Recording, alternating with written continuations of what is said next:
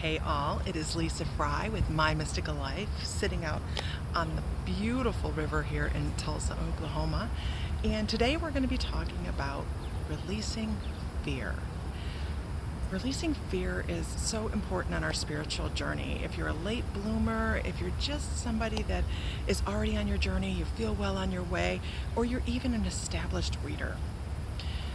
Fear creates blockages, and blockages are those roadblocks that we run into when we are trying to get our chakras nice and clear, or we're trying to learn a new discipline or a new modality, and all of a sudden we find that we don't have the connection we'd like to have. So when we're working with fear, we have to work on a subconscious level as well as a conscious level. By that, I mean we really have to figure out why we have some of the fears and issues that we have. And some of this is going to be considered shadow work. When we're little and we're young, our family mold us. We aren't born with fear. Fear is something that's developed over time. Don't touch the stove. Fear of hot objects. Don't play with a chainsaw at 2 years old. Really great advice, by the way. Things like that, the practical things, that's not what I'm talking about. I'm not talking about don't step into traffic. That's important as well. Let's not, okay? I'm talking about the things of being yourself. Who are you? How does becoming yourself create fear in your social situations? Do you feel like you can't express yourself? Do you feel that you have to conform to society, and society says XYZ and fit into this block, fit right here into this little square, and this is where we want you to be? As we're growing up, nowadays we are much more inclined to let everybody do their own thing, let children express themselves a little bit more, but there are still things. So what I'm suggesting is part of your healing process needs to be releasing those things that everybody said, don't do that because not everybody looks like that. Not everybody does that. And a classic example is intuitive children, our indigo children, our crystal children. We are taught at a very young age that it is unacceptable to see things, unacceptable to hear things, unacceptable to predict things that you have no control over. So what happens? What happens with these children? These children start to fit in a box. And 10 years down the road, when they have shut everything that is precious and unique to them down, nature moved over here. Okay, so just as soon as they've shut everything down, maybe later in life they start to blossom again, because it does happen. Our intuitive sides fight to come out. They want to be out. Our guides are struggling to get us information. Then all of a sudden, we go through these late breakthroughs. That's why I work with the late bloomers. That's why I teach late bloomers, the people that are feeling like we didn't develop till later in life. I got news for you. You probably did. You probably developed at a very young age, and everybody said, hey, no. It either doesn't fit into social constructs, it doesn't fit into the church, it doesn't fit into what your parents think you should be. Or maybe it was just terrifying to you to see something that nobody else could see. So here's what I propose. Let go. Identify the moments in your life that set you back. Identify the moment, the very first memory you have of that roadblock, and meet it head on.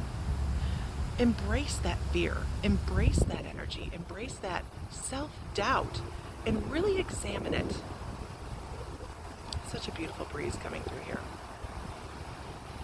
And breathe. Oh my gosh, you guys, I can't tell you how many of the people that I come across don't breathe. We don't know how to breathe. We are breathing so shallow because we are always so busy. So busy. And we are like, let's get this done. I want this day to be rocking. Slow down, tiger. take a couple good deep breaths and move forward. So how do you go about identifying these problems, these roadblocks that, by the way, are going to cause chakra imbalances, intrusions in your energy field? Your energy field feels like static cling. Let's straighten that out. They are going to cause emotional issues, and in some cases physical ailments. So a lot of people nowadays dealing in the shamanic world like I do are diagnosed with imbalances or mental instabilities because they've shut down their abilities. They're not accepting some things. I forever thought that I was just a flake and that I couldn't put a couple thoughts together. After we sold our salon, I had the hardest time. I was depressed, and I had the hardest time putting A after B or B after A. See?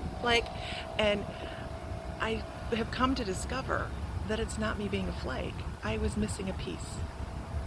And my guides were trying to give me information, and I would have a thought and then it would just escape me because it wasn't a thought that I actually mined myself. My guides were trying to give me information.